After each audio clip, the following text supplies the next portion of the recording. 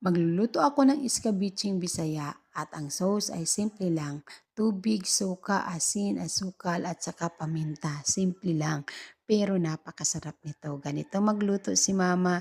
Na-miss na namin ang kanyang luto kung kaya't naisipan namin magluto ng iskabeche. Walang available na lapu-lapo pero pasasarapin natin ang isdang ito at hindi rin mawawala ang mga main ingredients. Sibuyas, kamatis, lasuna, luya. Wala nga lang sili dahil hindi kami nakabili. Nagluto na kami ng rice para pagkatapos ay kainan na kaagad. Halika na, magluto na tayo.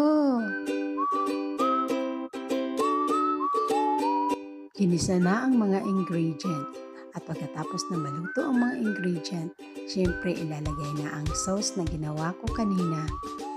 Pagkatapos ay inilagay na ang isda.